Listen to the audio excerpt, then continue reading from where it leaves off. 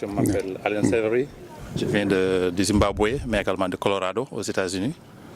Qu'est-ce qui explique sa présence aujourd'hui dans le ranch? J'ai été demandé par l'ONG Haifa, donc venir voir donc, la situation du cheptel donc, dans le ranch. Et donc c'est une visite très très importante pour nous. Comment il a trouvé le ranch? Est-ce que c'était dans un bon état ou bien comment il a trouvé aussi la végétation et aussi les animaux qu'il a? Donc la situation est un peu terrible quand même. Donc il y a un état de dégradation très avancé. Bon, j'étais là il y a 58 ans de cela, en 1960. Et donc quand je suis venu, donc, la situation était exactement très mauvaise. Donc je voyais des gens sur les arbres en train de couper les branches pour alimenter leurs animaux. Donc 100 ans après, je reviens et je trouve que la situation s'est empirée. Donc c'est un endroit qui devait être quand même un bon endroit, qui est au centre du Sénégal. Mais la situation quand même est un peu terrible quand même en matière de dégradation. Par rapport à son expérience et aussi son vécu, là où il est passé, il a dit qu'il est passé dans un pays africain. Qu'est-ce qu'ils ont déjà produit là-bas et ici, sur le terrain, qu'est-ce qu'ils comptent faire? Ok, donc je sais que le gouvernement a investi beaucoup de moyens et d'argent dans ce parc, de même que la Banque mondiale, l'USAID et d'autres ONG. Donc ils ont fait pas mal de choses pour améliorer les conditions dans le ranch, mais la situation est toujours telle qu'elle est, donc la situation est toujours mauvaise. Bon, quand vous allez aux États-Unis également, vous pouvez trouver des terrains qui sont dans le même état que celui-là. Donc, que ce soit également dans d'autres pays, que ce soit au Botswana, que ce soit en Chili, en Mexique, en Argentine, au Kenya. Donc, dans beaucoup d'autres pays, on peut trouver des terrains qui sont dans la même situation que celle-là.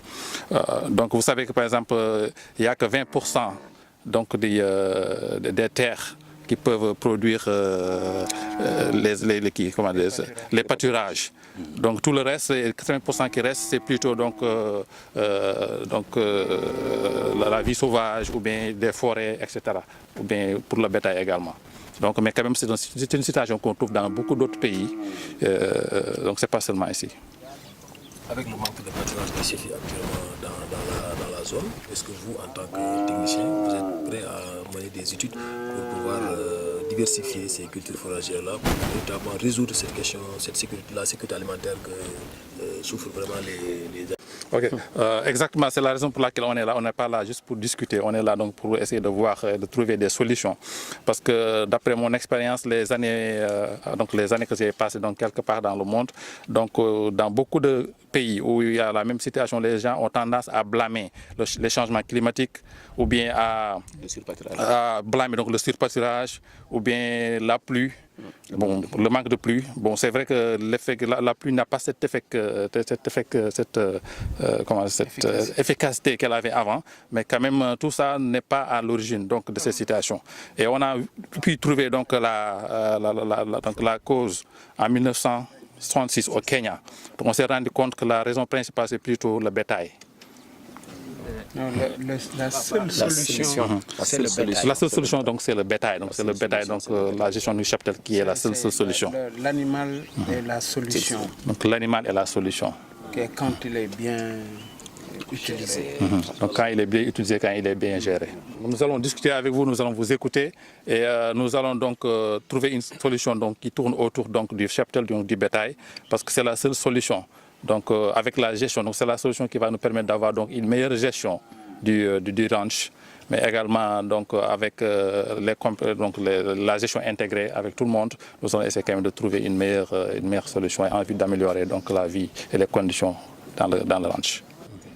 Et donc toujours en complétant la dernière partie de la dernière réponse, c'est avec cette collaboration qu'on va essayer d'avoir des plantes pas annuelles mais des plantes pluriannuelles, que les gens avec la coopération on va s'installer et sur comment utiliser le bétail, le temps, et le jour qu'il faut utiliser, le nombre de jours qui est suffisant pour le bétail et non pas le nombre de bétail. Les gens accusent le nombre de bétail, mais ce n'est pas le nombre de bétail, c'est le nombre de jours qu'il faut pour number of days. Le nombre de jours que dans l'année que les gens doivent utiliser dans des endroits précis pour améliorer la qualité des sols. Les animaux sont en train de raser le terrain chaque jour. C'est comme si donc, je rasais une partie donc, de mon visage chaque jour. Quand je rasais ici quand je rase chaque jour et que je laisse l'autre partie, donc il y aura plus de cheveux sur cette partie que sur celle-là. Donc c'est le même exemple. Nous avons formé les gens pour pouvoir donc permettre aux plantes de pousser, comme si donc, on va essayer donc, de raser une partie du visage, laisser une autre partie, donc raser une partie et permettre quand même aux personnes d'utiliser ces différentes parties différemment. Ça ne s'applique pas seulement au niveau du ranch, mais ça s'applique également partout dans le Sénégal. Donc partout où on a été, la situation est mauvaise. Donc c'est un système qui peut s'appliquer quand même partout dans le Sénégal.